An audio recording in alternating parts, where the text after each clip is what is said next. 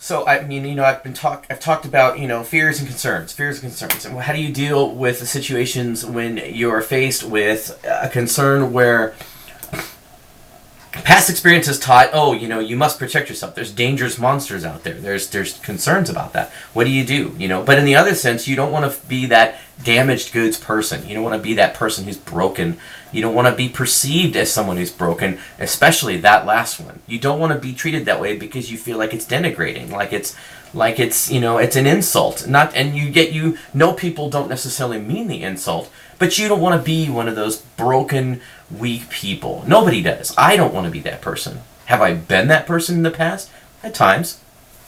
I still feel situations where that flares up.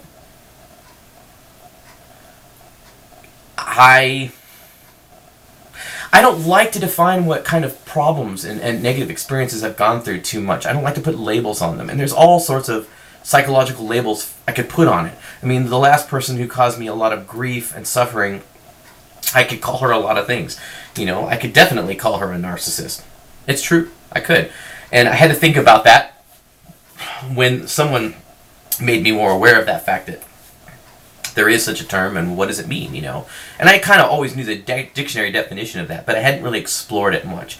So, of course, I did so. And the more I explored it, the more I realized I had been faced with someone like that. But is that how I choose to view that person? Oh, I could. I could hyperanalyze that person and really get down to the nuts and bolts of why they were the way they were. And fuck that. Why am I... And I'm not angry. I'm not saying that fuck that because I'm trying to be angry or hostile or whatever. I'm just saying it's not worth my time. I know the person had problems. I understand that. That a person I dealt with had some major problems. They were her problems. They were not my problems. And I will not personally allow those problems to become mine. Now, I wasn't terrorized in the way that some people were. I get that. I was traumatized, but I wasn't terrorized. There's a difference. So to be fair, I understand. There's definitely some traumatic results, and I think that is where the term post-traumatic comes from. I get that too. Am I post-traumatic? No. I admit that.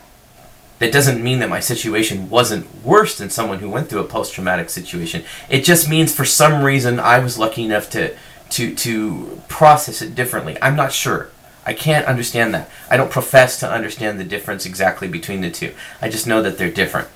And that's behest of fairness to the person who's got post-traumatic issues with something like that. But, again, once you've tasted shit, you don't need to eat the whole pile to know what it tastes like. Granted, if you eat the whole pile, it's a lot more traumatic than just, I gotta taste, spit out, puke a little bit, and go. No. There's a lot more sickness that comes with someone who has to eat the whole pile. But that being said, the person who eats the whole pile needs to be careful not to make somebody else have a spoonful in the process. That they become so institutionalized to the taste that they want someone else to taste it, or they don't maybe know that they're spoon-feeding it.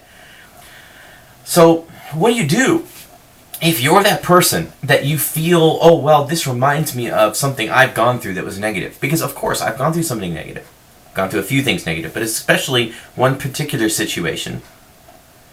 So what do I do when things appear like that?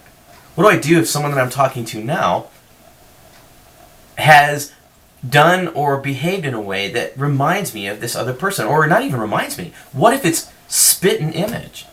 Is it fair to react to that person as if it's the same danger? And I don't think it is. I think it's what you need to remember is that yes, there's a chance now that this person is going to try to do the same thing the last person did.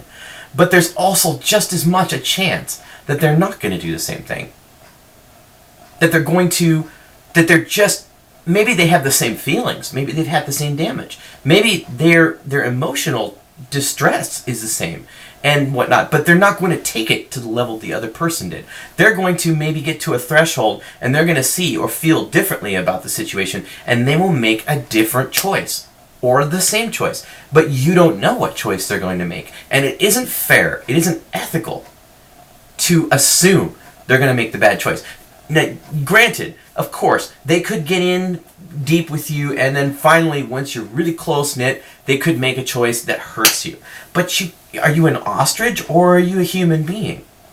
I'm not willing to keep my head in the sand. I won't tell the other person that's standing next to me to keep their head out of the sand. Well, I'll suggest it.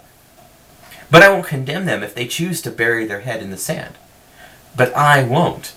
The only thing I can do is convey this concept to someone else who I'm getting close to and say, look, I'm willing to hit this head on. Are you? No. I'm not willing to hear, I don't know, I'm not sure, no. I'm not asking you to commit your world to me. But damn it, if you can't answer the simple question, yes, I'm willing to try. No, I'm not. That's a simple choice. It's not an easy choice. It's definitely not an easy choice. But as far as the choice, as far as what you can tell the choice is, it's easy. It's this or that. Decide. You don't have to decide right away. I don't think I would ever ask anyone to decide on the spot, but it needs to be a decision, and it needs to be clear to both people that it's a very yes or no thing. Not an I don't know, hem and haw, today you're in favor, tomorrow I don't know, I'm having doubts because of maybe something you said or something you did, incidental things. If it's little shit, you cannot judge someone based on little shit. You cannot, because nobody's perfect. Everybody, I think, has a little tiny bit of narcissism in them. Even good people, even really good people. Every little person has a little tiny bit of sociopathy in them. Ooh, sociopaths. Oh, that's a big one. Why do I think that? Because as long as we've even had once in our lives a selfish moment, that is a moment of sociopathy. What sets us apart from someone who's ill, emotionally or psychologically, is that we are able to rise above that every time, or most of the time. When we don't rise above that, that's because we're small children and don't understand those concepts about rising above and adulthood and maturity and what matters most. Priorities, respect, nobility, things like that have not registered on us as children yet. But as adults, if we are reasonable people, we have those moments of thought, but we rise above them all the time. If we're decent people, if we're decent folks. Maybe not when it comes to who ate the last cookie, or some bullshit like that. Or I shouldn't have said that because it was insensitive. That's a little more so, but it's still petty. I'm talking about serious, hardcore shit. Like I did something intentionally to fuck you over, or to break your fucking heart, or to deceive you, or to humiliate you. Those things, good, decent people will find a way to deal with those situations appropriately, not fuck up. It does not mean that they don't think about doing them, because that's human, especially when you're emotional and upset and angry and fearful. It's what you do about it that defines your character. I believe that, I will stand by that, and fuck anybody that thinks different. I might not be so shoot myself in the foot nature to make that a public constant, put it on blast to everybody, in broadcast it, but when it comes to the way I deal with interactions inwardly, that's how I'm thinking. Can you rise above it? Because I sure can. That's a big deal. Because rising above it is the ethics. That makes character. It's all about character.